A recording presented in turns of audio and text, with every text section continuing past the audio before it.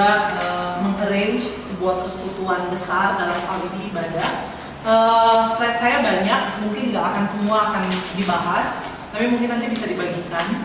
Lalu kemudian nanti kita akan sama-sama mungkin banyak diskusi terkait dengan hal ini juga, terkhusus mungkin nanti dalam hal pembuatan tema, ya, yang mungkin teman-teman juga bergumul ataupun juga mungkin mau mempelajarinya. Nah, ini beberapa poin ini sudah saya bagikan. Sebenarnya kalau teman-teman MIPA waktu itu ikut pembinaan kapsel bidang acara, ya. MIPA UI maksudnya, ya, MIPA PAD, dan tapi nggak apa-apa, sebenarnya juga tetap menolong mengingatkan kembali, ya. Nah, bicara tentang menjadi kingdom builder, not even organizer, ini tentu nggak lepas dari tema utama kita, secara khusus di RK ini, ya. Nah, next. Salah satu cara Tuhan bangun kerajaannya tentu menghadirkan hadirnya murid. Nah, ini sesuatu hal yang teman-teman pasti sudah dari PHP, P5W kalau ikut gitu ya. Terus tadi pagi juga ya, sesuatu hal yang sudah terus-menerus didengung-dengungkan gitu ya, bahwa hadirnya murid dalam rangka menghasilkan hadirnya murid dalam rangka membangun kerajaan Allah. Dan kalau teman-teman ikut P5W Selasa yang lalu juga pasti udah paham gitu ya, apa maksudnya kerajaan Allah dalam hal ini. Yaitu kondisi keadaan di mana Allah jadi raja atas kehidupan kita, kehidupan mahasiswa yang juga teman-teman yang kita layani, dan bahkan di tengah-tengah dunia ini. Nah, sebenarnya ngomongin mengenai kingdom, membangun kerajaan, ini juga menjadi kerinduan hati PMK, ya. Visi hadirnya PMK sebagaimana kita tahu itu adalah menghasilkan murid sebagaimana diamanatkan di dalam Matius pasalnya yang ke-28. Nah, bagaimana cara secara khusus PMK mencapai visinya ini? Bagaimana cara PMK mencapai atau menghasilkan murid? Kita kenal dengan adanya misi P4. Penginjilan, pembinaan, pelipat gandaan, pengutusan. Sebenarnya kalau kita lihat P1 sampai P4 ini adalah misi dalam rangka menjadikan murid. Jadi semua hal yang dilakukan, baik penginjilan, pembinaan, pelipat gandaan, pengutusan, itu ujung-ujungnya adalah murid dihasilkan. Ketika kita menginjili, kenapa kita penting untuk menginjili? Ya karena tanpa Injil nggak mungkin dihasilkan murid. Kenapa membina? Karena setelah seseorang mendengar menerima berita Injil, ya dia harus menikmati, terus-menerus dibina, terus-menerus belajar bertumbuh supaya jadi seorang murid. Nah, demikian juga pelipat gandaan menjadi momen di mana orang yang sudah dibina akhirnya memberi diri untuk kembali melayani. Sebagaimana Yesus ketika memanggil muridnya di dalam Matius pasal 4 kan gitu ya. Dalam Matius pasal 4 ayat 19 jelas dinyatakannya, ikutlah aku dan kamu akan kujadikan penjala manusia. Ikut Tuhan, jadi murid Tuhan, nggak berhenti sampai situ. Ada lanjutannya, jadi penjala manusia. Nah, itulah pelipat gandaan. Nggak cuma sekedar dibina, menikmati bertumbuh, tapi juga memberi diri kembali melayani. Pengutusan, tentu kita tahu nggak ada yang mau terus-menerus di kampus. Ada yang mau stay di kampus untuk selamanya sampai selamanya. Ya, dengan nyanyian sampai Tuhan Yesus datang kedua kalinya. Ada yang mau kayak gitu nggak ya? Karena itu butuh mahasiswa-mahasiswa yang sudah dibina untuk menghidupi apa yang sudah diberikan kepada mereka dalam dunia alumni, dunia kerjaan. Makanya ada proses pengutusan. Jadi P1 sampai P4 ketika dikerjakan di PMK itu bukan sekedar misi PMK, tetapi ini adalah sebuah misi dengan sebuah visi yang jelas, yaitu hasilkan murid. Nah, next. Kalau kita perhatikan teladan Tuhan Yesus, maka dalam rangka menghasilkan murid, strategi Tuhan Yesus sebenarnya ada 3 ya. Strategi Tuhan Yesus sebenarnya ada 3. Saya singgung 2 aja ya. Yang pertama, strategi Tuhan Yesus itu adalah pelayanan pribadi ya. Itu kita dapat lihat dalam Yohanes pasalnya yang keempat, ketika ada perempuan Samaria, Yesus melayani secara pribadi ya. meminta minum lalu kemudian melayani perempuan tersebut secara pribadi. Jadi pelayanan pribadi. Tapi kalau kita juga perhatikan di seluruh kitab Injil, di dalam pelayanan yang Tuhan Yesus lakukan, maka selain pelayanan pribadi ada dua pelayanan lain, yaitu pelayanan kelompok kecil. Itulah yang kita lihat ketika Yesus panggil 12 murid, dan pelayanan kelompok yang lebih besar. Itulah yang terjadi ketika Yesus memberi makan 5.000 orang, dan ketika Yesus di dalam Matius pasalnya yang kelima memberikan khotbah di bukit. Ya, jadi strategi atau cara Yesus menghasilkan murid itu ada 3 tadi ya. Pelayanan pribadi, lalu kemudian di dalam kelompok kecil, tapi juga di dalam kelompok yang lebih besar. Nah teman-teman, inilah sebenarnya next yang juga dianut sama PMK. Jadi kalau kalian berpikir kenapa sih persekutuan, kenapa sih kelompok kecil, itu sebenarnya gak lain gak bukan adalah teladan dari Tuhan Yesus sendiri. Jadi ketika kita menganut sistem gitu ya, ada persekutuan besar, ada kelompok kecil, itu bukan karena nenek moyang PMK kalian gitu ya, sudah menurunkannya dari dulu sampai sekarang, enggak. Tapi itu kita belajar dari strategi Tuhan Yesus dalam menghasilkan murid. Dan inilah strateginya. Makanya di dalam sebuah PMK, kelompok kecil dan persekutuan besar menjadi 2 pilar yang membangun PMK. Kelompok kecil dan persekutuan besar itu menjadi program yang kalau bisa dibilang kalau kita mau ngomongin PMK, hilangkan semua program, maka sebenarnya 2 hal inilah yang akan tinggal. Kelompok kecil, persekutuan besar. Beda kalau misalnya di dalam konteks perintisan mungkin ya. Kalau dalam konteks perintisan seringkali persekutuan besar hadir untuk penjangkauan, tapi tidak menjadi sebuah strategi yang dilakukan setiap minggunya. Kenapa? Karena itu adalah momen penjangkauan untuk nantinya mereka dibina di dalam kelompok kecil. Jadi ini strategi yang juga dilakukan secara khusus di dalam PMK. Nah, next.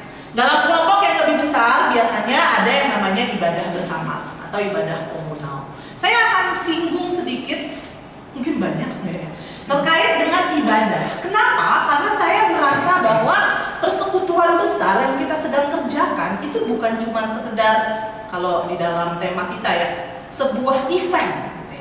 Bukan sekedar sebuah event, tapi persekutuan besar yang kita atau teman-teman lakukan setiap minggu, bahkan setiap bulannya, itu adalah ibadah. Dan karenanya penting untuk paham ibadah itu apa. Ibadah itu apa? Supaya teman-teman ketika ngerjain, nggak juga sembarangan ngerjain. Teman-teman tahu ini tuh ibadah. Nah, next. Saya mengambil dari Roma pasal 12 ayat yang pertama, ya. Mari kita sama-sama baca ya. 1, 2 ya. Karena itu saudara-saudara, demi hormat Allah, aku menasihatkan kamu supaya kamu mempersembahkan tubuhmu sebagai persembahan yang hidup, yang kudus dan yang berkenan kepada Allah. Itu adalah ibadahmu yang sejati. Demikian firman Tuhan. Tentu kita tahu di dalam konteks ini atau di dalam Roma pasal 12 ayat yang pertama ini, Paulus secara khusus menyinggung kata ibadah, ya, ibadahmu yang sejati. Nah teman-teman, hal yang menarik adalah ibadah di dalam Roma pasal 12 ini bicara tentang, kalau kita perhatikan nggak cuma sekedar pertemuan komunal gitu ya, tapi juga masalah mempersembahkan hidup. Nah, disinilah menariknya. Next. Teman-teman, kenapa kita beribadah? Kalau di dalam pasalnya yang ke-12 ayat yang pertama Roma tadi dinyatakan karena mercies of God, kemurahan Allah. Kita bisa datang beribadah kenapa? Karena mercies of God. Dan yang menarik adalah dibilang, kalau di dalam LAI, di dalam terjemahan baru LAI, Lembaga Alkitab Indonesia, digunakan kata ibadah, maka di dalam KJV digunakan kata service. Nah, kata ibadah sendiri kalau teman-teman perhatikan, bahasa Yunaninya di dalam ayat ini digunakan kata latreia. Itulah sebabnya di dalam Alkitab bahasa Inggris diterjemahkan menjadi kata service. Karena latreia dalam hal ini bisa diartikan sebagai service atau worship. Kata ibadah sendiri yang kita gunakan dalam bahasa Indonesia itu berasal dari akar kata ebed, yang artinya dalam bahasa Ibrani adalah hamba. Sehingga ibadah itu apa? Ibadah itu adalah pelayanan kita sang hamba, bakti kita sang hamba kepada Tuhan, yaitu Tuhan. Makanya kalau misalnya di beberapa gereja biasanya masih sering digunakan kata kebaktian untuk ibadah. Ada yang gerejanya masih gunakan kata kebaktian di sini? Biasanya gereja-gereja tradisional masih ya? Biasanya kebaktian sektor gitu ya, atau kebaktian pemuda. Kenapa? Karena ini. Karena melihat ibadah itu sebagai bakti kita, orang-orang yang telah menikmati kemurahan Allah. Next. Karena itu, ibadah tuh nggak cuma bicara tentang communal worship ketika kita menyembah Tuhan, tapi ibadah itu bicara tentang service kita, pelayanan kita, bakti kita kepada Allah.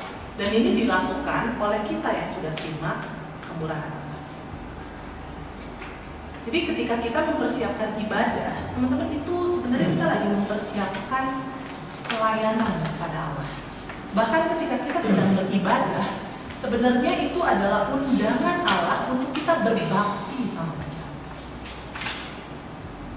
Nah, kita akan lebih jauh bicara tentang ibadah. Next. Di dalam ibadah Kristen secara khusus, ya, konsep ibadah yang benar di dalam konsep ibadah Kristen ini ya. Jadi Kristen ya konteksnya ya. Di dalam ibadah Kristen, ketika ibadah itu terjadi dengan benar dan baik, itu kalau bisa dibilang, maka terjadilah hasilnya. Ada perubahan hidup. Ada transformasi hidup yang dialami oleh jemaat yang hadir. Karena itu perjumpaan dengan Allah di dalam ibadah seharusnya menghasilkan Allah dimuliakan melalui ibadah kita.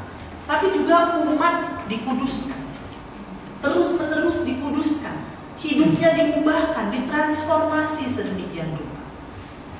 Teman-teman, inilah yang kita rindukan terjadi di dalam persekutuan besar yang kalian siapkan. Gak cuma persekutuan besar ibadah yang penting ada MC, yang penting ada pembicara, lalu kemudian mengundang jemaat. Yang penting jemaat datang banyak, puji Tuhan. Tapi yang kita harapkan adalah ketika jemaat datang, mereka mengalami dan menikmati hidup yang diubahkan. Melalui pujian, melalui firman Tuhan, ada hidup yang diubahkan. Mungkin nggak langsung berubah 100%, tapi setidaknya melalui ibadah yang dilakukan, ada hidup yang sedikit demi sedikit diubahkan. Kayak lagu ya, sedikit demi sedikit. Tiap hari, tiap sifat Yesus mengubahku. Jadi nggak harus langsung gitu, sedikit demi sedikit. Makanya persekutuan kalian kan tidak dilakukan hanya 1 kali dalam 1 tahun toh. Ya. Kenapa? Karena yang tadi sedikit demi sedikit ada perubahan di dalam hidup jemaat melalui ibadah yang kita lakukan. Ini jadi kerinduannya. Nah, saya akan sedikit berbicara tentang analogi mengenai analogi of worship. Ini saya biasanya bagikan ketika training MC, ya. Tapi saya rasa banyak dari kalian adalah seksi acara, penting juga untuk mengetahui hal ini. Analogi of worship bicara tentang worship as a dialogue, tapi juga worship as a drama, ya. Di dalam ibadah kita, sebenarnya ibadah kita adalah ibadah Di dalam ibadah kita secara khusus tradisi reformasi, ya, reform, ya, bukan reform gereja ya, dalam artian reformasi gereja yang terjadi, ya, ketika Martin Luther melakukan reformasi gereja, ya, Nah, gereja-gereja reformasi, ya, di dalam tradisi gereja-gereja reformasi, maka tradisi itu melihat ibadah sebagai sebuah dialog. Dan ini adalah metafora yang paling sering digunakan, bahwa ibadah itu sebuah dialog antara manusia dengan Allah. Dan di dalam ibadah yang sehat, karena ini adalah dialog, maka nggak selalu kita yang ngomong sama Tuhan. Bukan juga Tuhan yang selalu ngomong sama kita. Dialog itu kan dua arah ya, komunikasi dua arah. Sehingga teman-teman kalau misalnya di dalam ibadah, itu nggak cuma sekedar kita yang ngomong, tapi Tuhan juga harus diberi kesempatan ngomong. Oleh karena itu, next. Nah ini kita lihat ya, elemen-elemen seperti panggilan beribadah, khotbah, ini kalau dalam konteks gereja ada perjamuan kudus, lalu kemudian di akhir biasanya ada doa berkat. Ini merupakan elemen-elemen di mana Allah bicara kepada manusia. Sebaliknya, doa syafaat, sekali lagi dalam konteks gereja pengakuan iman rasuli karena PMK nggak ngelakuin ya, ini jadi elemen di mana manusia berbicara kepada Allah. Termasuk di dalamnya pengakuan dosa, itu tuh elemen kita tuh lagi ngomong sama Tuhan. Dan elemen pujian dapat berfungsi sebagai keduanya. Entah Tuhan lagi ngomong sama kita atau kita lagi ngomong sama Tuhan, tergantung syairnya. Ada lagu-lagu seperti I the Lord of sea and sky, kalau gitu ya. Itu tuh lagu di mana Tuhan bicara sama kita. Tapi ada lagu-lagu di mana kita juga berbicara sama Tuhan. Nah ini worship as a dialogue. Nah metafora ini next menanamkan sikap anticipation and teachability. Jadi nggak cuma kita mulu yang ngomong, tapi kita mengantisipasi Tuhan mau ngajarin kita apa, Tuhan mau ngomong apa melalui ibadah ini. Kalau ibadah mengubah hidup, maka seharusnya kita mengantisipasi Tuhan mau ngomong apa ke saya. Firman hari ini mau ngomong apa, mau negur saya apa, mau ngajarin saya apa. Itu ibadah hari ini melalui lagu, melalui pujian, Tuhan lagi pengen bicara apa. Dan karenanya semua elemen ibadah itu jadi penting. Kadang-kadang kalau misalnya kita terlambat, kita mikirnya gini ya, yang penting khotbahnya dapat, gitu kan ya. Kenapa? Karena dalam pikiran kita ibadah yang penting itu khotbahnya. Tapi kita tidak pernah berpikir bahwa dari awal itu tuh penting gitu. Dari awal ketika Tuhan mengundang kita untuk masuk misalnya dalam hadirat Tuhan. Dari awal ketika mungkin Tuhan berbicara untuk kita mengakui dosa dan mohon ampunan. Itu penting. Dan metafora ini tentu mengundang partisipasi dari jemaat. Jadi teman-teman, ibadah itu bukan sesuatu hal yang pasif. Ketika kita datang dalam ibadah, kita tuh harusnya nggak pasif, tapi kita aktif. Ketika MC ngajakin kita nyanyi, maka kita nyanyi gitu. Kenapa? Karena kita mau berpartisipasi di dalam ibadah tersebut. Yang nyanyi harusnya bukan cuma MC ataupun juga singer gitu ya. Tapi kita pun nyanyi sebagai bagian dari ibadah.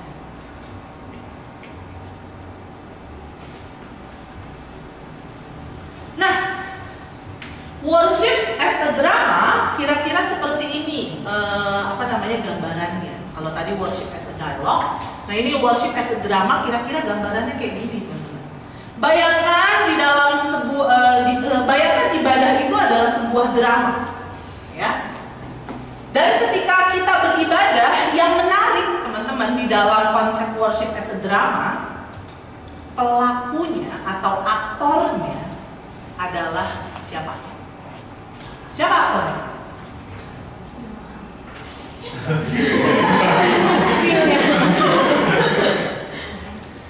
Siapa aktornya? Kenapa? Karena udah kelihatan. Bagus. Ya lanjut aja deh. Teman-teman, kenapa kita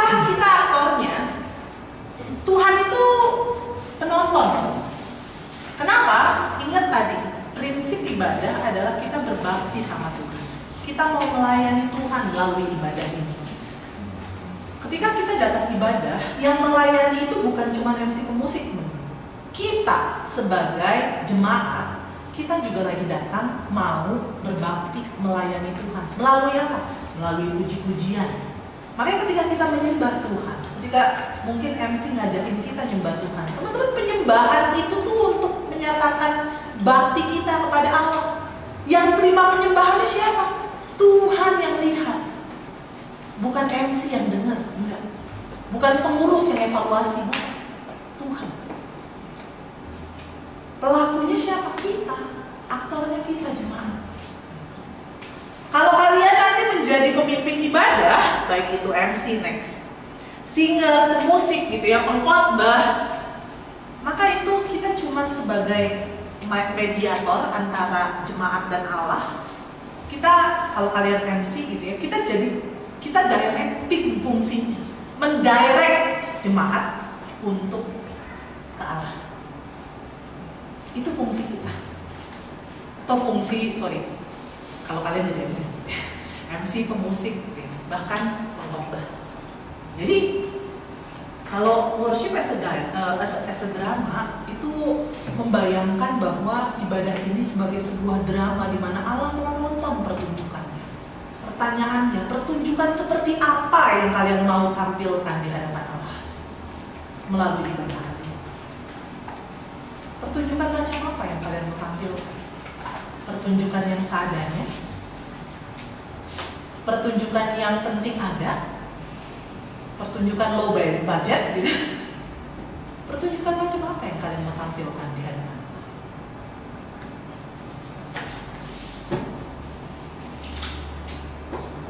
Ya teman-teman, next, ibadah itu tujuannya jelas kepada Allah. Tuhanlah yang layak untuk menerima penghormatan, penghargaan dari umatnya. Fokusnya jelas, fokusnya adalah Tuhan. Ya. Dan next, secara praktis kalau kita perhatikan di dalam ibadah kita, biasanya sarana untuk mengungkapkan ibadah kita, sarana untuk kita berbakti itu biasanya dilakukan melalui entah pujian gitu ya, pewartaan firman, kesaksian sudah jarang ya di dalam konteks PMK ya sekarang ya, tentang kebaikan, kebesaran dan kebenaran, kebaikan Allah, doa ya, ada perbuatan simbolik termasuk di dalamnya adalah persembahan gitu ya. Jadi ini adalah hal-hal yang sebenarnya dilakukan dalam rangka kita mau tanda kutip lah berbakti sama Tuhan, atau kalau mau dibilang memberikan pertunjukan terbaik bagi Tuhan. Next. Dan dalam ibadah Kristen, umat diharapkan mengalami perjumpaan dengan Allah, baik melalui firman Tuhan, melalui doa, melalui pujian, di mana nantinya perjumpaan tersebut mengubahkan, transformasi hidup. Jadi teman-teman, kalau misalnya nanti kalian jadi MC, ingat, bukan hanya firman yang bisa mengubahkan hidup orang, puji-pujian pun mengubah hidup orang. Kalau kalian diminta jadi pendoa syafaat, jangan pikir cuma doa.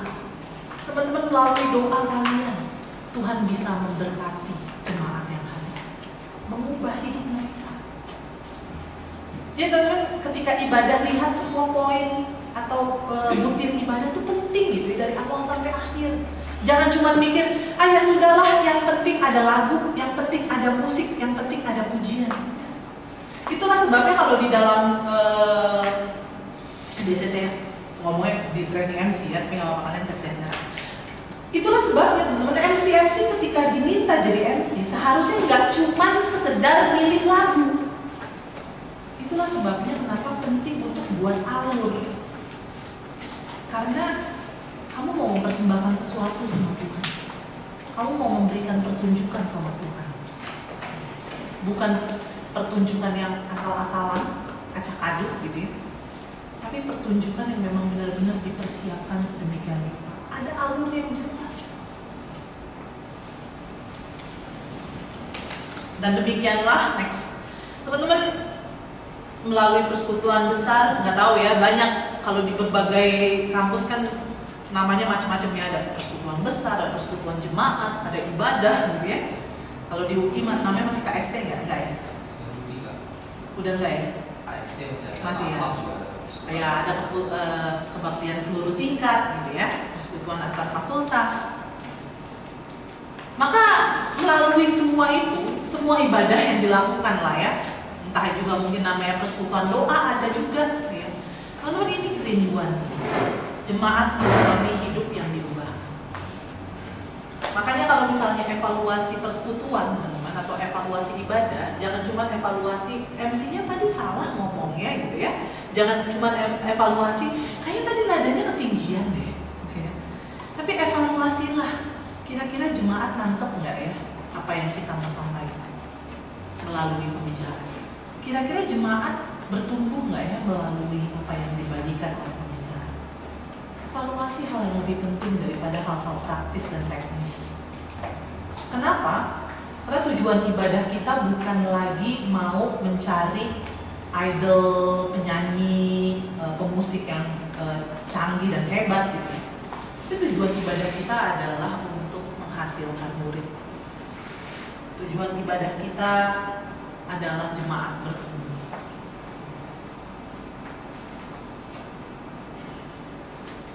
Next.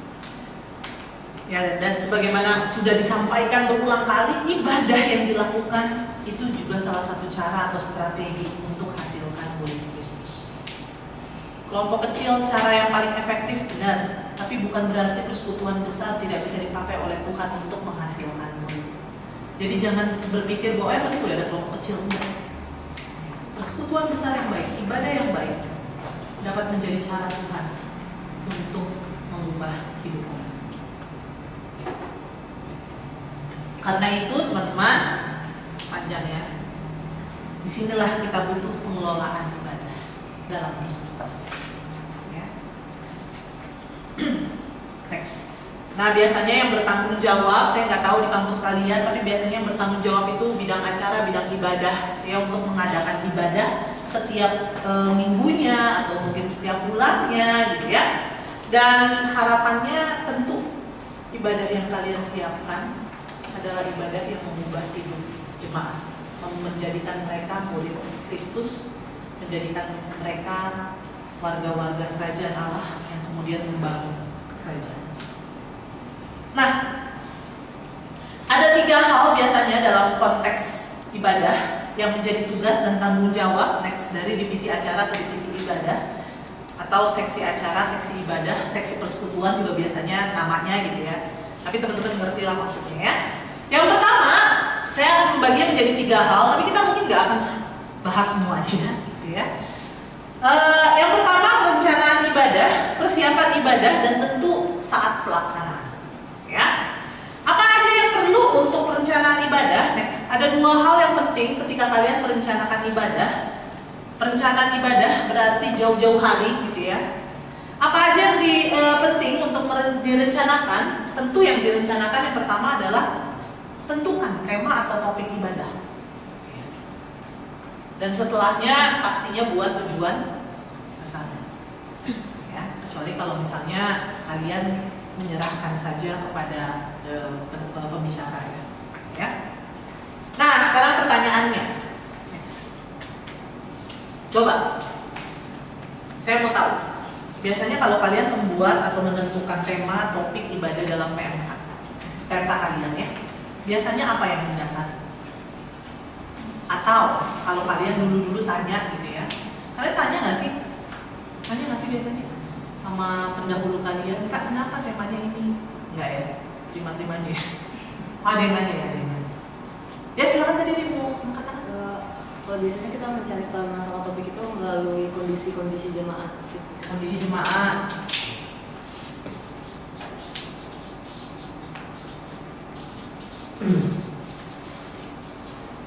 Ada lagi? Ini yang kondisi jemaat siapa aja? Oh, lumayan ya. Hampir semua ya kayaknya kondisi jemaat. Selain kondisi jemaat apa biasanya? Hah? Selain kondisi jemaat apa biasanya? Dari MHB. Oh, MHB.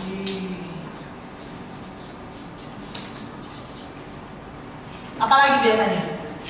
Kondisi masa kini nggak terkait dengan perayaan atau Ini beda sama kondisi jemaat kan? Beda.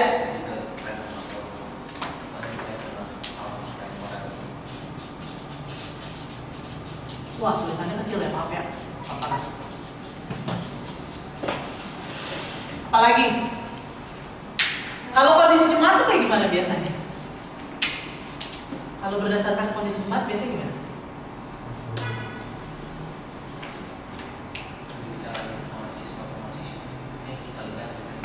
Oh, kalau tren?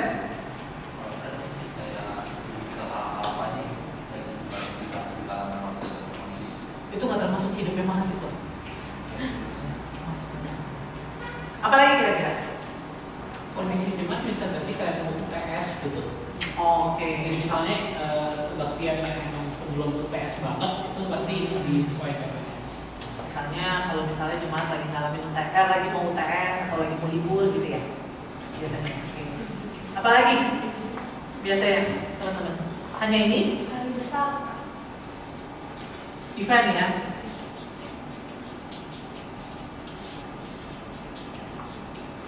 Apa biasanya? Paskah atau Pentakosta ada?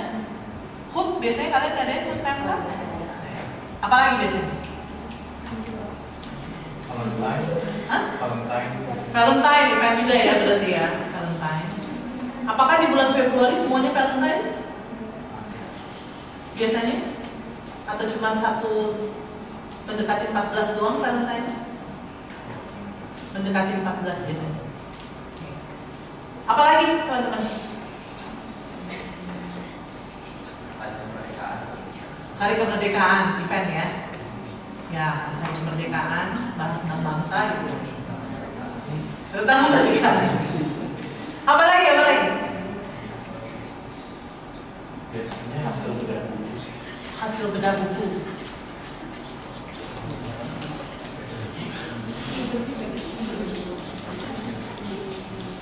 Siapa yang ngebedah bukunya? Biasanya dari komisi literatur biasanya. Komisi literatur, lalu kemudian Apresiasi, terus bikin mikroblog, kemudian bisa dijadiin tema dalam semua ibadah untuk bisa di-share ke lebih komunal lah hasil dari itu. berarti satu tema, jadi hasil bedah bukunya itu hanya satu kali persekutuan. Iya. Oh, dari hasil bedah buku dapetin tema gitu. Oke. Lagi?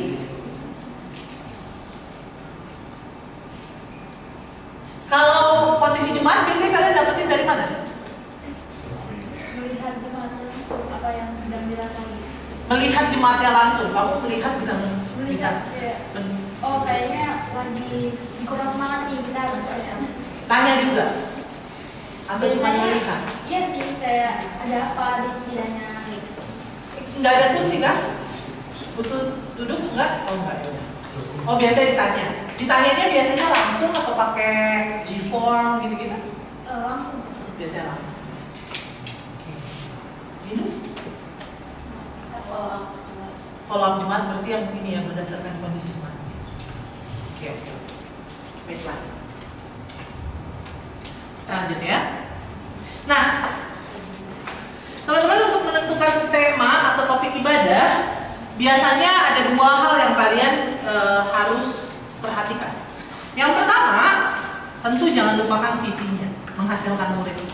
Misalnya, kalau kalian mau membuat tema ibadah berdasarkan tren, ya, apa yang kalian harapkan? Hanya sekedar jemaat tahu tren yang ada, atau sebenarnya yang kalian harapkan adalah jemaat bisa menghadapi tren itu? Ataukah lebih jauh lagi sebenarnya bagaimana jemaat sebagai murid Kristus menghadapi tren itu? Ataukah tren itu menjadi tantangan bagi murid Kristus? Jadi maksudnya jangan lupakan visi. Termasuk juga ketika mungkin ngadain event. Kadang-kadang kita ngadain event itu tema-tema kita itu mungkin terkait eventnya ya, Paskah, Natal gitu ya. Tapi cukup cuma sampai Paskah dan Natal, tapi kita tidak sampai kepada bagaimana Paskah dan Natal itu seharusnya membuat kamu jadi murid, kira-kira kayak gitu. Karena kan sebenarnya ini kan yang menjadi visi kita ya. Melalui semua ibadah itu murid dihasilkan. Jadi bagaimana seharusnya kalaupun itu event, bahkan HUT sekalipun, itu nggak cuma sekedar perayaan, tapi bagaimana melaluinya murid dihasilkan. Sehingga tema yang kita pikirkan ya dalam kaitan bukan cuma sekedar hari ulang tahun atau hari kemerdekaan, tapi dalam kaitan bagaimana di hari kemerdekaan itu sebagai seorang murid ya, kamu bertindak, atau bagaimana ketika khotbah di hari kemerdekaan murid dihasilkan. Jadi jangan lupain visinya. Nah yang kedua, tentu teman-teman tentukan banyaknya pertemuan PB dalam satu semester. Berapa banyak kira-kira pertemuanmu dalam satu semester?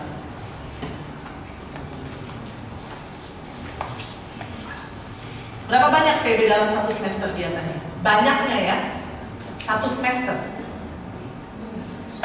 Kira-kira 14 ada? 14 kali? Ada 14 kali? Ada 14 kali ya?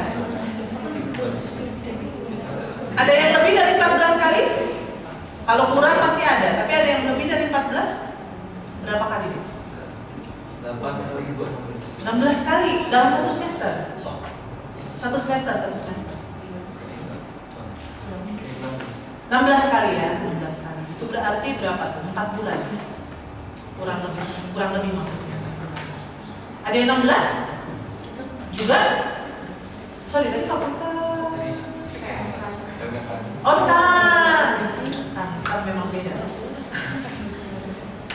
Ada yang 16 juga? Ibadah setiap Jumat? Mungkin sekarang berapa? Kalau sekarang itu kalau pasang saya dan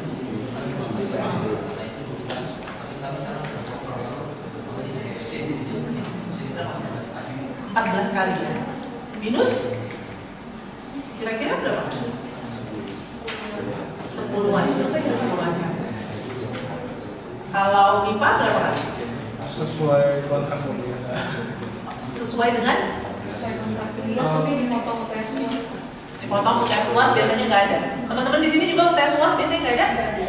Biasanya nggak ada ya. Oh ada, stan ada. Stan memang beda.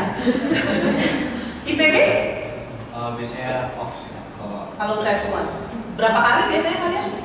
sebenarnya kita tuh sebulan sekali, tapi baru-baru ini setiap minggu sore. Setiap minggu sore, setiap minggu tapi? Setiap. Oh, oke. Setiap minggu. Lalu tadi apa aja sih adanya? FIB ada ya tadi? Berapa kali? Kalau paling 14 kali.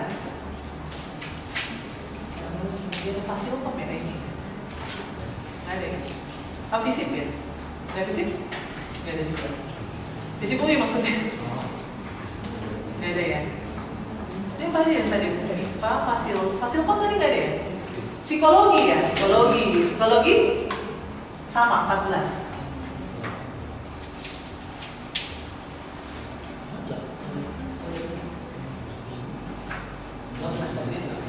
Semester ini berapa? Satu semester 8. Semester ini aja. Semester ini 8 kali. Iya. Oh, kenapa? Karena dipotong sama regenerasi ya? Iya, regenerasi. Oke. Jadi untuk semester ini 8 kali ya. Oke, jadi teman-teman ingat ada berapa banyak pertemuan PB yang mungkin akan kalian lakukan dalam satu semester. Karena ini menolong ya.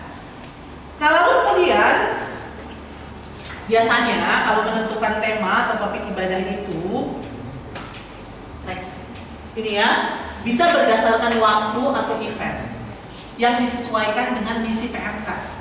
Tadi misi PMK adalah P1 sampai P4 ya. Nah biasanya misi PMK P1 sampai P4 itu ada waktu-waktu kayak misalnya masa-masa penerimaan mahasiswa baru. Nah itu event P1 sebenarnya ya, kalau dalam konteks PMK maksudnya.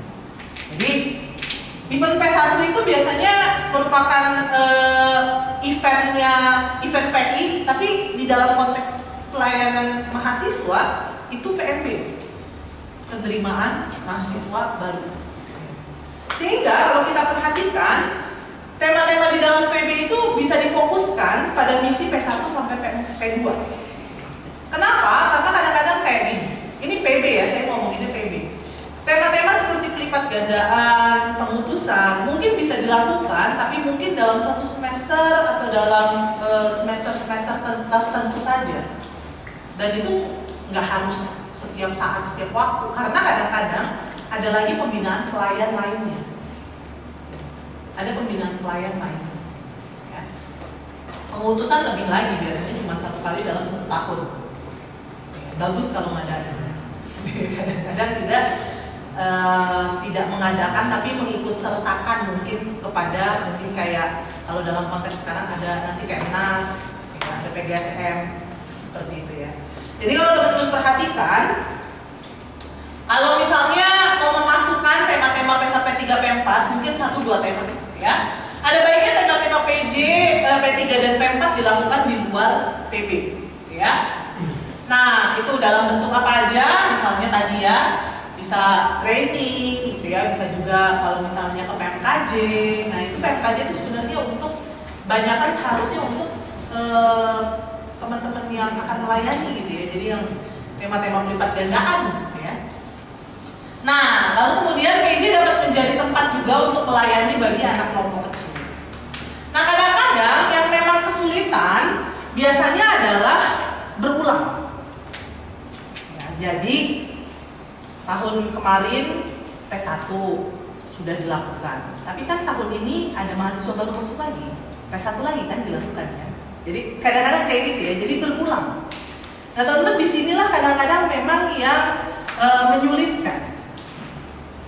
Menyulitkannya dalam hal apa? Karena kadang-kadang kita bingung mana yang mau diprioritaskan, mahasiswa baru atau mahasiswa yang masuk tahun lalu, gitu kan ya?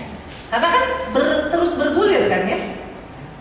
Nah karena itu next, teman-teman. Ini ya, yang tadi yang kedua juga itu ngomongin berdasarkan kondisi jemaat ya. Nah, nanti kita akan sama-sama lihat hal ini.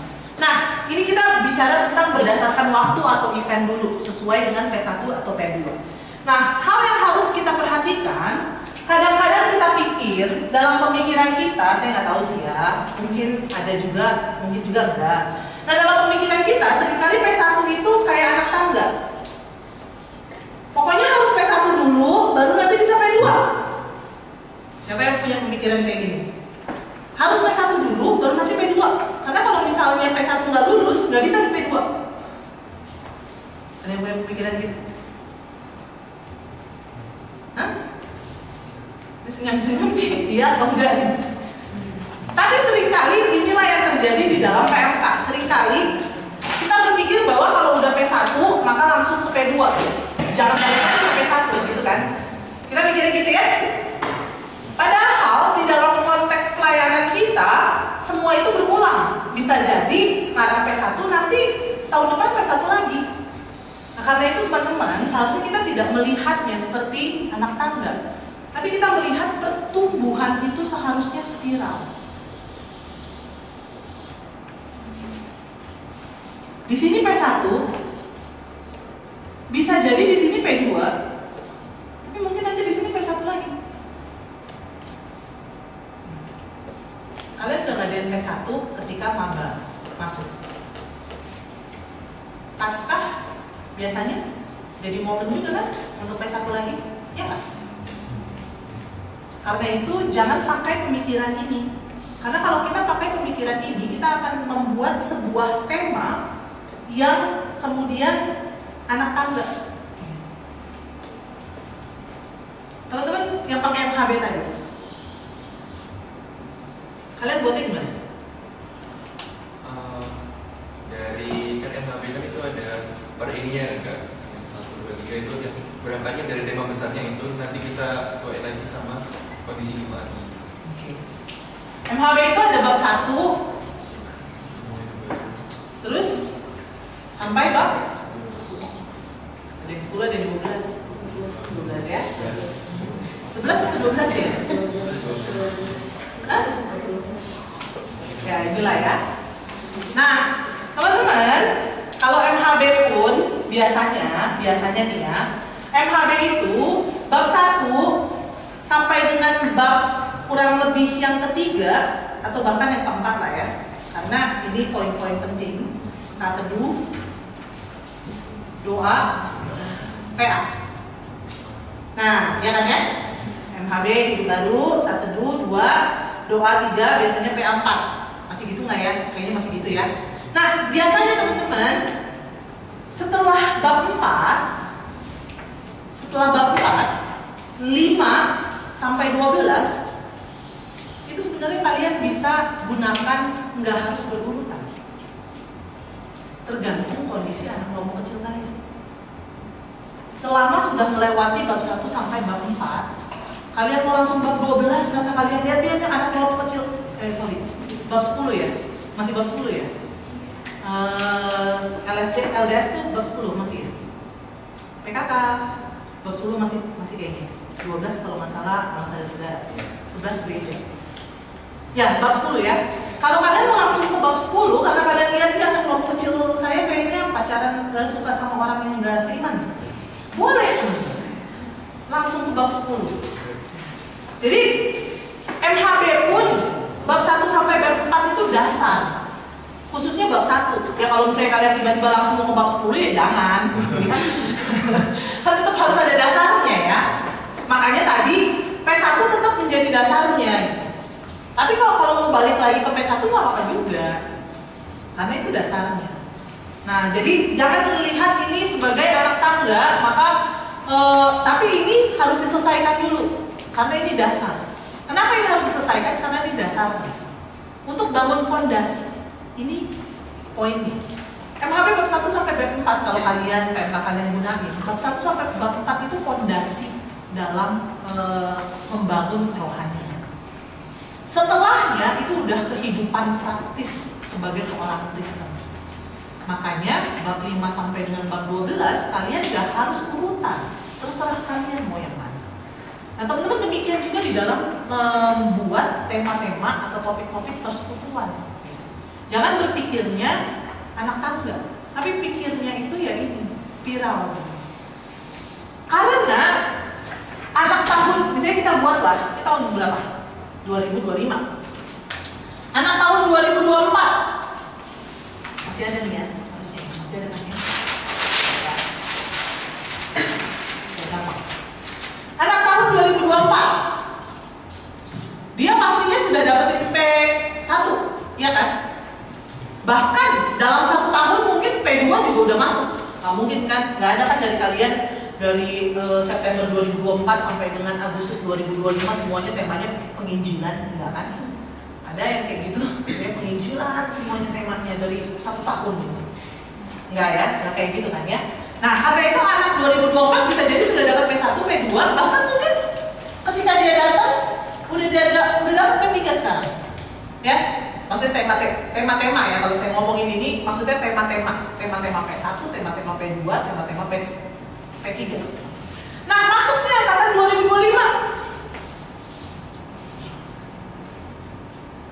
Kalian mau kasih apa? Langsung P4 gitu. Karena kan ini udah P3, langsung P4 di sini. Enggak kan? Balik lagi kan? P1. Berarti sama dong. Ini juga dapat. Ya, gitu ya. Tapi nggak masalah. Karena tadi ingat spiral, bukan anak tangga. Kalau anak tangga ya ini harusnya udah P4 di bulan anak-anak baru masuk tahun 2025 September, seharusnya itu udah bulan-bulan juga mungkin P4 pemutusan. Bahkan kalau kita ada kampus-kampus yang lulusannya itu Februari Maret gitu ya, harusnya ini udah dapat nih P1, P2, P3, bahkan nggak usah P3 langsung P4 ya, P1, P2, P4 gitu ya. Nah karena itu teman-teman sama dengan prinsip MHB 1 sampai 4 dasar, maka P1 sampai P2 ini dasar. Ketika kalian membuat tema, dasar dalam artian nggak boleh nggak ada. Nggak boleh nggak ada. Ketika kalian membuat tema-tema P1 penginjilan, tema-tema P2 pembinaan itu nggak boleh nggak ada, harusnya ada. Karena itu dasarnya. Nah ini ya.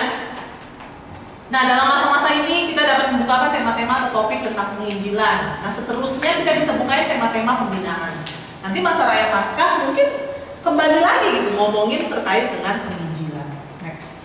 Nah sekarang kita coba pikirkan tema-tema yang ada katanya istilahnya itu adalah must have sama nice to have. Tema-tema yang harus ada sama tema-tema yang bagus juga kalau ada. Kalau nggak ada nggak apa-apa.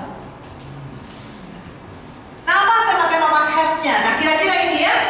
Ini tadi yang sudah saya sampaikan. Next lagi. Nah ini must have ya. Allah dan karya ciptaannya. Ini tuh tema-tema yang must have harus ada. Tapi teman-teman perhatikan. Nah ini beberapa tema-tema ya. Nanti lihat di bawahnya. Allah dan karya ciptaannya, manusia dan dosa, ya. Kristus dan karyanya, respon manusia atas karya Kristus. Ini tema-tema must have. Tema-tema ini bisa menjadi tema utama yang kita kembangkan setiap minggunya. Misalnya Allah dan karya ciptaannya, ya. Kalau mau dibuat misalnya dalam 1 bulan kita mau buat, biasanya kan PI itu masa-masa PI September Oktober ya. Ada yang Agustus di sini masa PI-nya? September Oktober benar nggak? Kadang-kadang masa PMB penyambutan mahasiswa baru itu juga PI kan? September Oktober? Ada yang sampai November? September Oktober. Berapa kali kira-kira itu? Dapat PJ berapa kali? September Oktober tuh dapat PJ berapa kali? Kira-kira aja kira-kira. Hah? 8. Kurang lebih ya. Nah teman-teman dalam 8 kali ini, dalam 8 kali pertemuan PJ, teman-teman bisa ngarahin ke 3 hal di atas. Allah dan karya ciptaannya, manusia dan dosanya, Kristus dan karyanya gitu ya. Dibagi-bagi. Misalnya PJ pertama itu ngomongin tentang Allah. Siapa Allah? PJ kedua ngomongin tentang karyanya, karya ciptaannya, termasuk di dalamnya manusia.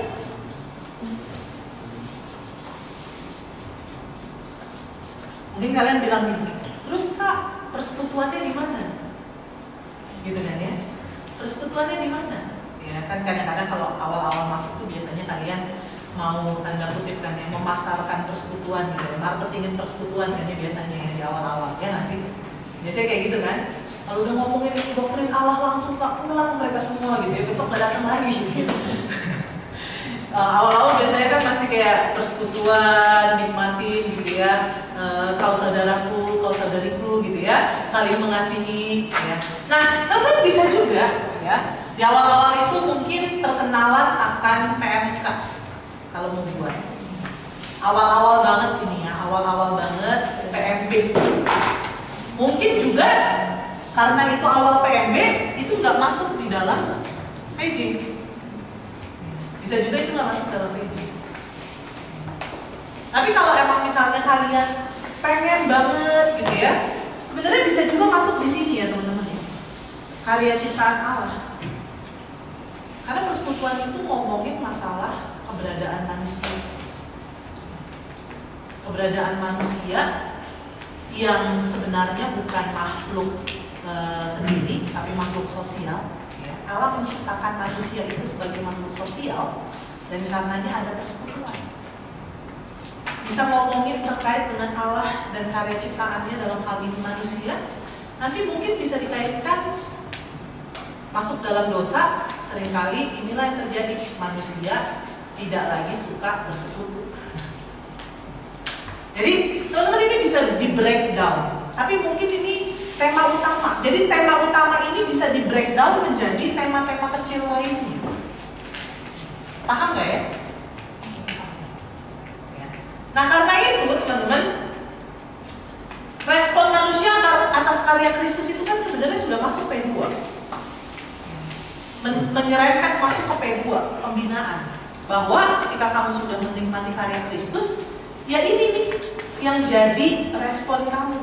Kamu mau dibina, kamu mau ikut kelompok kecil, gitu kan ya? Kamu mau dibina, kamu mau ikut kelompok kecil, lalu kemudian kamu mau saat teduh, kamu mau ya semua disiplin rohani. Kira-kira itu ada dalam tema atau topik yang terakhir tuh, respon manusia atas karya Kristus, ya. Menerima Kristus, tapi juga menjalani hidup baru. Hidup baru di dalamnya ada disiplin-disiplin rohani, ya. Hal-hal yang semacam itu. Tapi ini poin-poin yang mungkin harus ada. Nah, coba masih ada nggak waktunya ya? Coba deh kalian buat bersama dengan teman-teman PMK-nya, ya. Mungkin buat atau kita bagi ya. Ada yang buat, kalian pilih sendiri deh dari 4 itu. Coba daftarkan sebanyak-banyaknya tema ibadah yang terpikirkan. Pilih aja, jangan semuanya. Misalnya, PMK kita yang Allah dan karya ciptaannya aja, atau PMK kita Kristus dan karyanya misalnya. Coba daftarkan sebanyak-banyaknya tema ibadah yang terpikirkan olehmu dari tema utama yang harus ada ini. Pilih, silakan dengan PMK-nya masing-masing. Nanti boleh share itu. Satu tema aja ya, yang di breakdown. Oh iya, buku kertas nggak? Silakan kalau buku kertas.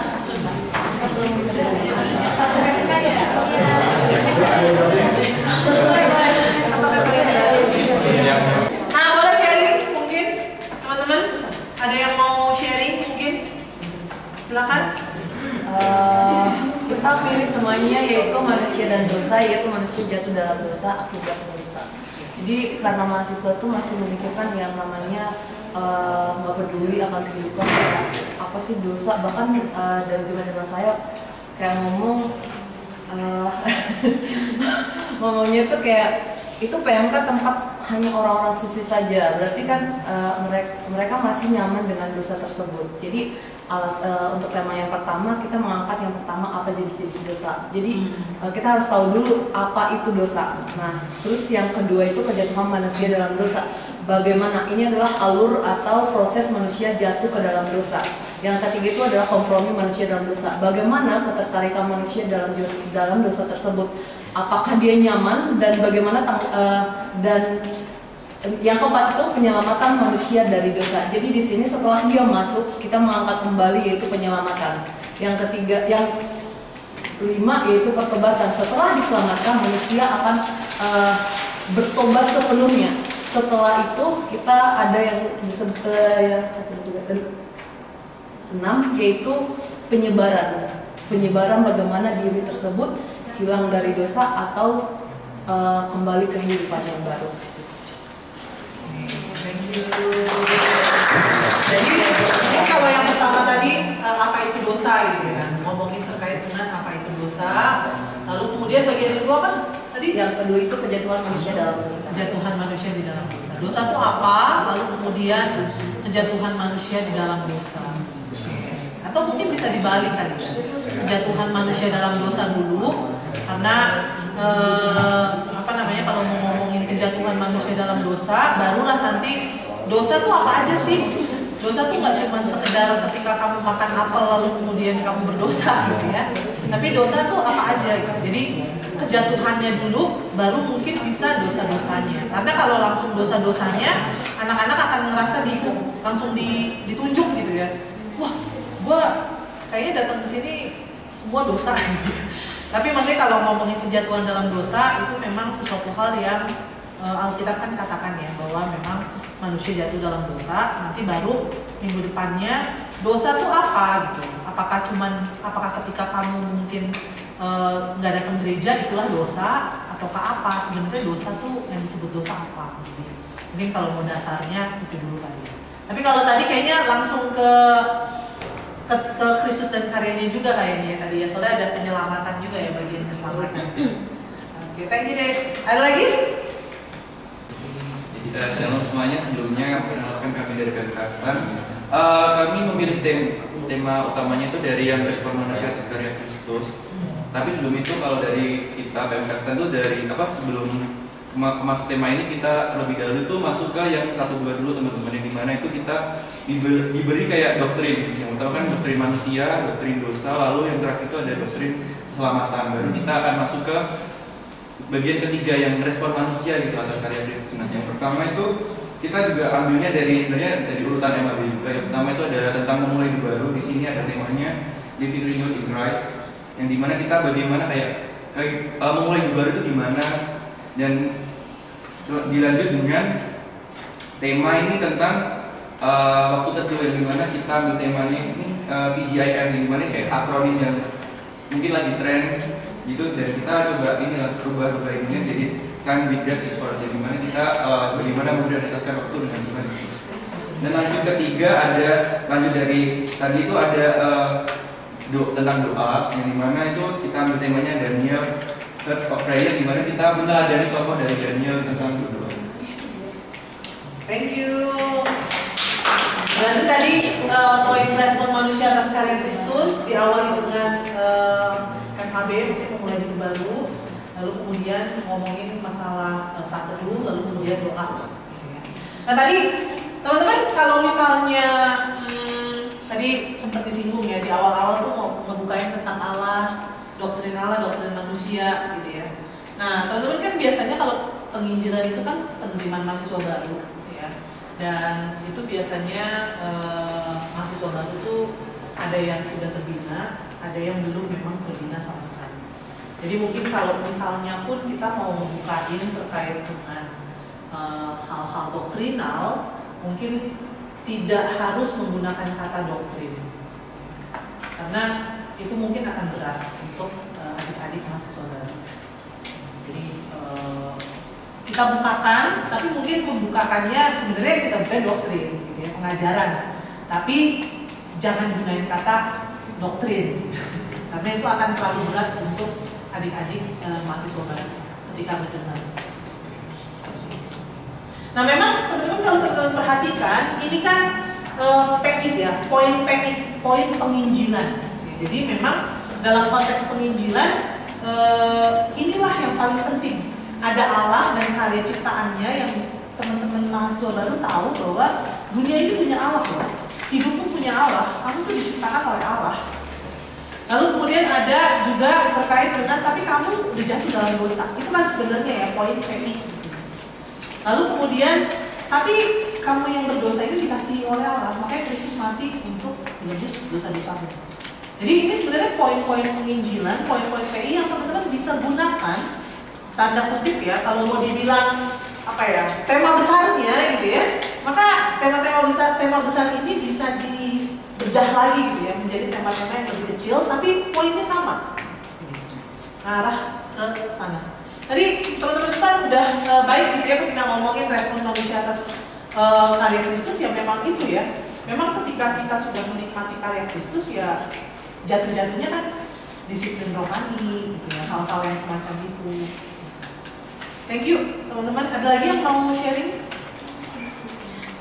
Kalau kita lanjut dulu kali ya. Nanti kalau teman-teman ada yang mau ditanyain, kalau kita sudah habis boleh stay di sini, kita nanti ngobrol. Next. Nah itu tadi P1, sekarang P2. Tadi saya sudah tekankan bahwa nggak apa-apa duduk aja. Kelihatan nggak? Kelihatan ya. Tadi saya sudah tekankan bahwa P1, P2 itu dasarnya. Jadi ini ketika kita membuat tema-tema PJ, memang nggak akan lepas dari P1 dan juga P2. Nah sebenarnya tadi ketika teman-teman tadi udah ngomongin masalah meresponi karya Kristus gitu ya, karya keselamatan Kristus dengan saat teduh doa, itu sebenarnya udah masuk sedikit banyak kepada poin pembinaan ya. Bagaimana mereka menjalani kehidupan yang baru. Tapi teman-teman, ini ada beberapa tema-tema yang teman-teman bisa gunakan, atau kalau bisa dibilang kembali lagi ini kayak tema-tema besarnya gitu ya, yang kalian bisa pakai ini untuk kemudian kalian kecilkan lagi gitu. Nah, apa aja? Teman-teman, biasanya tema-tema pembinaan itu mencakup tema-tema yang menolong jemaat secara khusus dalam dua hal. Pertama, wawasan atau pengetahuan. Nah, wawasan dan pengetahuan inilah biasanya tema-tema yang terkait dengan doktrinal, ya. Mungkin setelah PI boleh tuh dibagikan. Kalau tadi jangan pakai kata doktrin, mungkin setelahnya kita bisa bagikan apa doktrin Allah Tritunggal misalnya, kayak gitu ya. Untuk teman-teman kita yang memang sudah menikmati tadi pemberitaan Injil.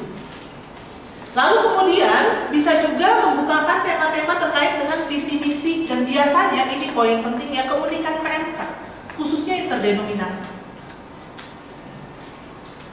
Atau tadi bisa juga membuka isu-isu sosial yang sedang dialami. Nah, itulah tadi mungkin juga ini terkait dengan tren. Ada tren-tren yang mungkin sedang berlangsung saat ini. Misalnya, sekarang ini kalau misalnya kalian disuruh membuat tema mengenai isu sosial, kalian akan angkat apa konteks sekarang? Konteks yang lagi kalian alami, yang lagi kita alami. Kalian akan buat apa? Apa konteks sosial yang sekarang ini sedang terjadi di Indonesia? Integritas. Oke. Kenapa integritas? Mungkin karena sekarang juga kayak lagi marak itu kan, kayak kasus-kasus korupsi. Jadi mungkin itu bisa ditekankan ke mahasiswa sekarang. Yes. Bisa, ya. Isu sosialnya terkait dengan mungkin integritas. Kenapa? Yang melihat kondisi sekarang yang kayaknya gampang banget korupsi gitu ya orang. Gampang banget gitu kayaknya korupsi. Dan kadang-kadang korupsi itu terjadi ya seringkali memang masalah integritas yang kurang. Apalagi kira-kira? Fear. Rasa takut. Rasa takut, tapi itu ada akronim, jadi kepanjangannya face everything advice. Oh, face everything. Jadi di tengah ketakutan itu kita punya alatnya. Di tengah-tengah ketakutan ya dengan kondisi yang terjadi sekarang ini ya, tapi kita bisa bangkit. Ya, oke. Apalagi kira-kira?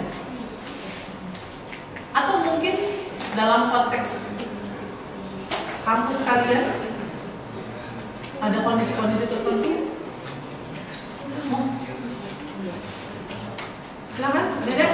Kalau misalnya gimana mengintegrasikan ilmu yang kita, misalnya kalau di psikologi kan gimana mengintegrasikan psikologi dengan keturunan, itu juga bisa bertemu ilmu yang lain, misalnya ya yang di fisik lah, yang di teknik lah, yang mana itu gimana mengintegrasikan dengan keturunan.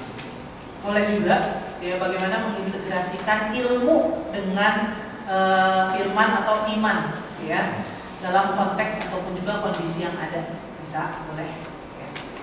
Meski kebanyakan hal itu biasanya untuk teman-teman biasanya untuk P4, tapi sebenarnya ada baiknya kalau sudah dibukakan juga di dalam konteks P2 terkait dengan integrasi antara iman dan juga ilmu, sehingga ilmu kita nggak cuma sekedar untuk kita ngerti, tahu, tapi bagaimana ilmu tersebut juga kita gunakan dalam kacamata ataupun juga cara pandang Kristiani yang kita miliki. Oke, thank you. Ada lagi? Tanggung jawab. Tanggung jawab. Kenapa? Konteks apa yang mau diangkat? Misalnya dari segi sosial kan seperti yang sekarang terjadi, kayak pemerintah kita mungkin perlu ditelusuri di mana tanggung jawabnya, sampai ke mereka katakan dan lakukan. Misalnya kita sebagai mahasiswa pun kita punya tanggung jawab, sebagai anak Tuhan pun kita punya tanggung jawab untuk melakukan. Oke, boleh tanggung jawab. Jadi teman-teman, ini ya, ada wawasan atau pengetahuan yang bisa disampaikan. Tapi juga tentu ada tema-tema terkait dengan pertumbuhan iman. Ini adalah tema-tema yang terkait dengan perubahan karakter, tingkah laku, disiplin rohani, kehidupan Kristen. Ketika kita membukakan tentang wawasan atau pengetahuan, khususnya untuk isu-isu sosial seperti tadi ya, ada beberapa tanggung jawab, integritas, fear, lalu kemudian tadi terkait dengan integrasi iman dan ilmu. Saya kembali mengingatkan, jangan lupa visinya, hasilkan murid. Jangan cuma sekedar mau membukain, tapi nggak ada ujungnya. Ujungnya jelas, hasilkan murid. Nah ini ya, jadi tema-tema pembinaan bisa mencakup dua hal ini, wawasan atau pengetahuan, bisa juga dalam kaitan dengan pertumbuhan iman. Sama seperti P1 tadi, dua hal ini sebenarnya bisa jadi koridor dalam kalian mengembangkan tema-tema yang ada di PMK. Sebenarnya kalau kalian perhatikan, tema-tema di PMK nggak jauh-jauh dari dua hal ini. Dalam konteks P2 ya, kalau P1 tadi udah. Ada wawasannya itu biasanya terkait dengan doktrinal, terkait dengan keunikan PMK, terkait dengan isu sosial, tren-tren yang sedang terjadi, ya. Ada juga pertumbuhan iman. Tapi seringkali memang PMK kalian kalau mengevaluasi PMK kalian mana yang paling banyak? Ini atau ini? Mana yang paling banyak PMK kalian? Wawasan pengetahuan atau hal-hal terkait dengan disiplin rohani pertumbuhan ini? Pertumbuhan iman. Pertumbuhan iman ya. Memang seringkali banyak kan yang bawah ya. Wawasan atau pengetahuan itu kayak sesuatu hal yang sudahlah suruh mereka baca buku gitu kan. Ya, padahal sebenarnya itu juga sesuatu hal yang penting ya untuk dibuka. Next. Nah teman-teman, tentu di dalam kalian ngebuat menentukan itu bisa jadi kalian nggak selalu bentuknya adalah tematik atau topikal. Ya. Tematik atau topikal itu biasanya berdasarkan tema atau berdasarkan topik. Ya. Nah, teman-teman juga bisa melakukan Bible study kitab, tokoh atau eksposisi perikop. Ada beberapa hal yang teman-teman bisa pikirkan. Kalau melakukan Bible study, pilih perikop-perikop tertentu. Ya, tidak perlu semua perikop dibukakan. Teman-teman, karena saya belajar ini ya, saya ngambil kuliah teologi, ngambil narasi perjanjian lama, maka saya menyarankan teman-teman kalau mau ngambil perikop, mau melakukan Bible study, ya, mau melakukan Bible study, teman-teman, narasi itu sesuatu hal yang dekat dengan kehidupan kita. Jadi, teman-teman bisa pertimbangkan menggunakan narasi perjanjian lama atau narasi Injil. Narasi perjanjian lama lebih dekat. Tapi maksudnya narasi itu cerita, teman-teman. Dan ketika jemaat itu menikmati cerita, itu akan langsung, iya ya, gue juga kayak gitu ya. Oh iya ya, gue juga kayak gitu ya. Jadi narasi cerita tuh deket dengan hidup kita. Teman-teman, kenapa drama Korea itu atau film itu menyenangkan? Kenapa? Karena itu cerita hidup. Itu cerita hidup kita. Makanya kenapa itu menyenangkan? Karena itu pertimbangkanlah untuk menggunakan narasi, kitab-kitab narasi atau narasi tokoh, cerita ya, narasi itu cerita. Karena itu sangat dekat dengan kehidupan kita. Dibandingkan kalau kalian mau mengeksposisi kitab Ibrani gitu ya, atau kitab misalnya kitab apa gitu ya. Mungkin coba pertimbangkan mengeksposisi narasi perjanjian lama. Narasi perjanjian lama. Kalian akan menemukan hal-hal yang iya ya, gue kayak gini ya. Oh iya ya. Itu ini ya, bukan pesan sponsor, saran aja ya. Nah ya, tentu untuk menentukan kita perikop, untuk pastikan untuk lakukan PA terlebih dahulu terhadap perikop yang ingin dibukakan ya. Dan usahakan diskusikan dengan pembicara yang akan membawakannya, karena kadang-kadang gini teman-teman, saya sangat mengapresiasi ya teman-teman yang ketika surat pembicaranya itu dimasukkanlah di dalamnya juga hasil PA kalian gitu ya. Tapi kadang-kadang seringkali gitu ya, tanpa mendiskusikannya atau tanpa kita ada diskusi, kadang-kadang ada hal-hal yang mungkin pembicara mendapatkan lebih daripada mungkin yang di-PA-kan, atau bahkan mungkin pembicara melihat kayaknya lebih baik bagian A gitu ya, bukan bagian B misalnya kayak gitu. Jadi ada baiknya mungkin kalian ketika mengirimkan atau mau buat eksposisi, kalian bertanya Kak gimana menurut kakak, ada yang perlu ditanya atau ada hal-hal yang mau dilakukan, misalnya seperti itu. Nah, atau ya ini paling mudah sih ya, serahin kepada pembicara untuk pilih sendiri perikomnya. Terserah kakak sama abang gitu ya. Ya seperti itu. Nah teman-teman, penentuan kita pada perikop bisa gunain konkordansi Alkitab. Teman-teman tahu konkordansi Alkitab? Kalian punya konkordansi Alkitab? Kalian nggak tahu konkordansi Alkitab?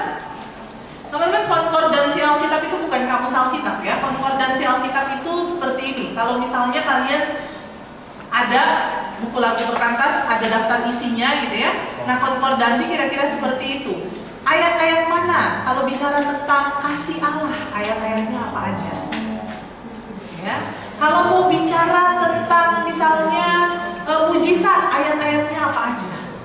Konkordansi Alkitab itu akan memudahkan kalian untuk menentukan perkop yang mau untuk kalian rindu untuk pembicara bawakan. Ya. Jadi kalian bisa gunain konkordansi Alkitab. Next. Nah, yang berikutnya ini berdasarkan kondisi jemaat. Nah, teman-teman, kalian pernah ngelakuin SWOT kepada jemaat? Kalian tahu SWOT? Tahu ya? Kalian pernah ngelakuin SWOT jemaat? Belum pernah ngelakuin SWOT jemaat? Tahu SWOT jemaat? Strength, weakness, opportunity, dan threat. S dan W dari mana? Dari mana? Dari dalam. O dan T dari luar. Teman-teman, ketika kalian melakukan SWOT jemaat, itu akan menolong kalian untuk mengetahui kondisi jemaat. SWOT jemaat itu apa? Misalnya dari dalam, strength-nya jemaat. Misalnya ada banyak jemaat yang sudah satu dulu dengan strength-nya. Santai. Cuma urusan satu. Weakness-nya jemaat misalnya apa? Wah, kalau disuruh doa susah. Gitu kan? Internal jemaat kan? Apalagi misalnya strength-nya jemaat yang kalian lihat, wah mereka rajin-rajin untuk studi.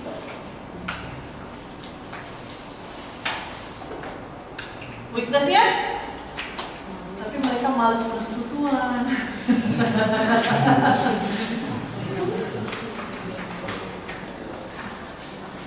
Gitu kan?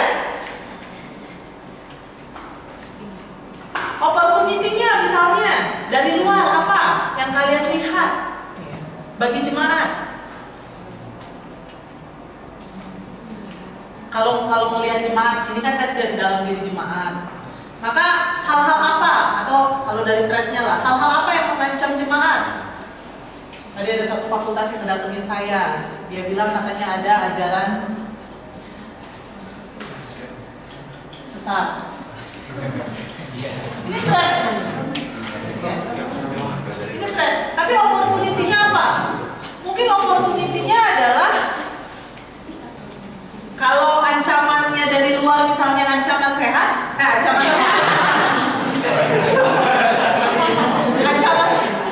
ancaman sesat gitu ya. Maka apa kesempatan yang dimiliki dari luar? Misalnya kampus mendukung. Kita tidak berbeda. Kampus dukung PMK. Kalau dia nggak dukung, berarti itu threat. Misalnya opportunity-nya apalagi di beberapa kampus kayak UKI mungkin ada yang namanya UPKK namanya? LPKK yang menolong mahasiswa. Meski bisa jadi threat-nya adalah jadinya student movement-nya berkurang.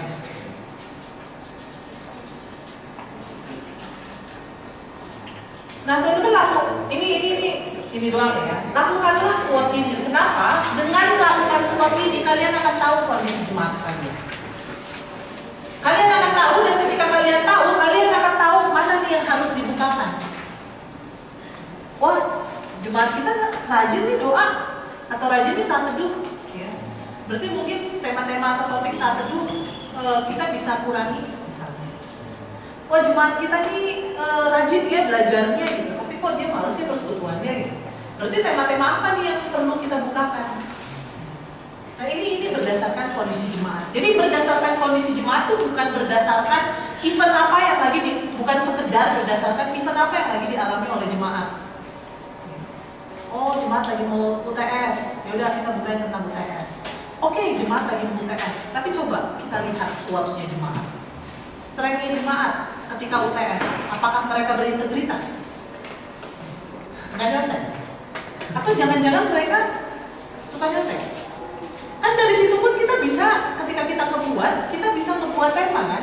Kalau jemaat ini berintegritas, kamu gak usah ngomongin tentang jangan nyontek. Tapi yang kamu omongin apa? Yang kamu omongin adalah berikan itu untuk kemuliaan. Tapi kalau jemaatnya itu suka nyontek, ya barulah ngomongin jangan nyontek ketika ujian. Gitu kan? Jadi teman-teman coba buat SWOT gitu ya. Daripada kita meraba-raba gitu ya, cari-cari tahu, tapi mungkin bisa nge-SWOT. Nah, tahu dari mana strength dan weakness-nya? Ya teman-teman, disinilah relasi. Relasi dibutuhkan. Dan berelasinya itu bisa, misalnya kalian ada banyak kan ya, pengurus ada banyak ya. Nah, masing-masing pengurus punya relasi kan dengan teman-teman ya kan. Ini pengurus bukan katak dalam tempurung kan. Yang temennya lu lagi gitu ya. Enggak ya? Kalian sebagai pengurus kalian punya temen non pengurus kan? Punya dong, masa nggak punya sih? Bahkan punya temen non Kristen dong harusnya kan? Nah, teman-teman, makanya teman-teman dari relasi pertemanan itulah ketika lagi ngobrol gitu ya. Ini otaknya pengurus nih ya, ketika lagi ngobrol sama teman jemaat gitu ya. Yang kita pikirin, yang kita cari tahu adalah doa nggak nih dia sebelum makan gitu kali ya. Doa nggak nih sebelum makan nih, dia nggak doa nih sebelum makan nih ya. Tentu dari situ pun kita tahu gitu ya bagaimana perasaan dia terhadap keberadaan dia sebagai seorang Kristen. Kita bisa tanya-tanya, lu gereja nggak? Lu gereja di mana gitu. Kalau misalnya mungkin enggak, gue nggak gereja gitu ya. Nah, itu kita tahu kondisi. Jadi memang kondisi yang harus kita ketahui ketika kita berelasi. Berelasinya natural aja teman-teman, nggak usah juga apa namanya terlalu dipaksakan yang gimana gitu ya. Berelasilah dengan teman-teman kalian yang mungkin di kelas kalian. 90% mahasiswa menghadapi hal yang sama. Jadi ketika kalian berelasi dengan satu orang, kemungkinannya besar bahwa apa yang dialami orang itu dialami juga oleh teman yang lain, mahasiswa yang lain. Ya tentu ini nggak ngomongin masalah keluarga ya, tapi masalah studi, ya, masalah mungkin juga spiritualitasnya. Kalau keluarga ya memang kan beda-beda. Tapi sejauh ini yang saya lihat, ketika satu anak mengalami, kemungkinan besar ada banyak anak lain di sana juga yang mengalami. Jadi nggak apa-apa, sampelnya kalian buat dari teman-teman yang kalian kenal, yang kalian bisa ngobrol bersama. Nah, ini juga beberapa hal. Nah, ini teman-teman coba siapa yang datang dalam PJ atau PB ibadah di PMK? Berapa banyak dari persekutuan jemaat yang jemaat yang datang ke persekutuan kalian adalah AKK? Berapa banyak? 50% ada? 90%? 100%? Anak kelompok kecil ya? Yang sudah dibina dalam kelompok kecil?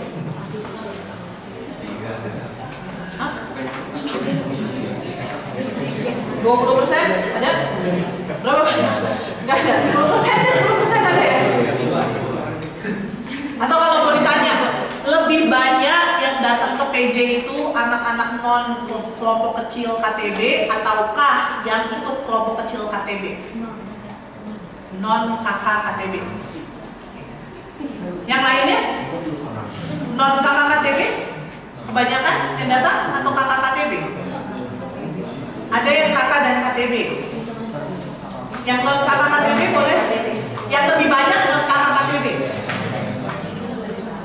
Binus juga. Yang lain?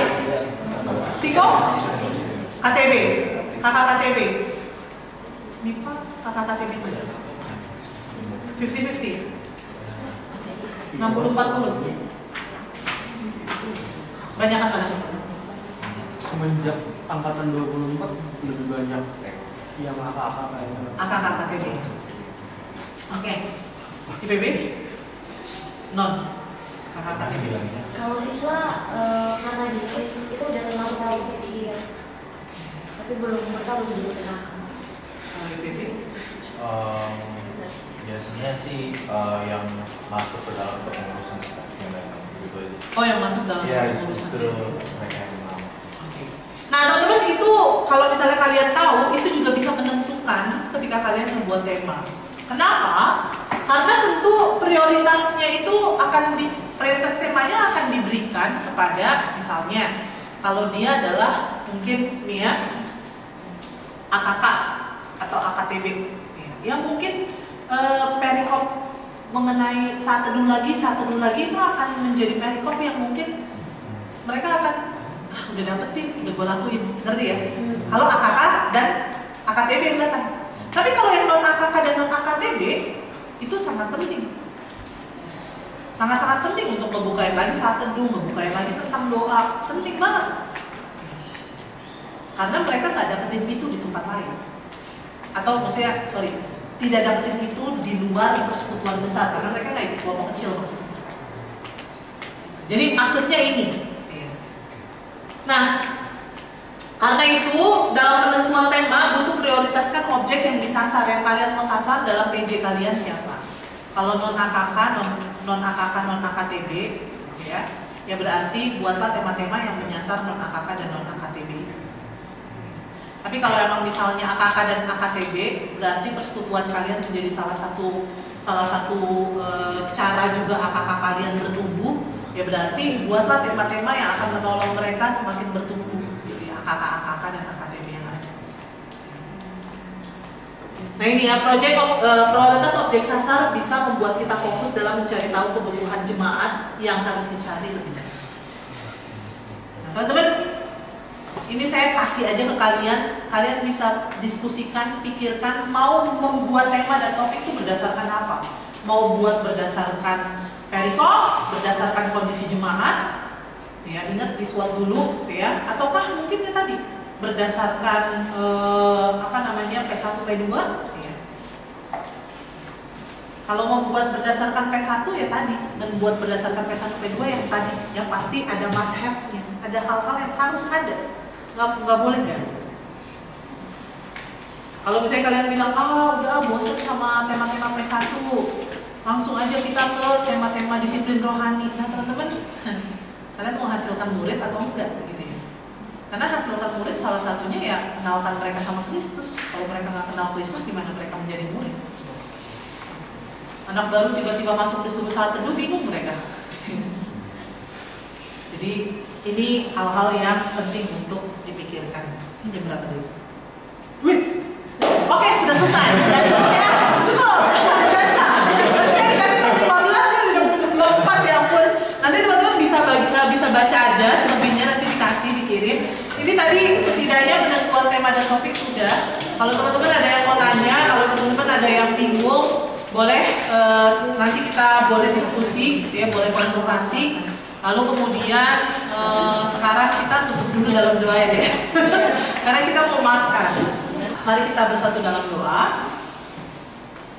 Tuhan, terima kasih untuk apa yang kami boleh pelajari di dalam kelas kami hari ini. Biarlah kiranya Tuhan tolong kami menjadi pribadi-pribadi yang membangun kerajaan Allah melalui persiapan perencanaan ibadah di kampus kami masing-masing. Kami merindukan biarlah kiranya ibadah yang kami boleh siapkan, yang kami boleh rencanakan, itu sungguh-sungguh boleh menghasilkan murid-murid Kristus yang membangun kerajaan-Mu ya Tuhan di tengah-tengah dunia. Kami lemah, kami terbatas, biarlah kiranya Tuhanlah yang menolong, menguatkan, memampukan kami melayani-Mu, dan kiranya apa yang kami boleh pelajari hari ini menjadi berkat tersendiri bagi setiap kami yang boleh mendengarkan. Kami bersyukur menyerahkan waktu ke depan ke dalam tangan kasih Allah, di dalam Kristus kami berdoa. Amin.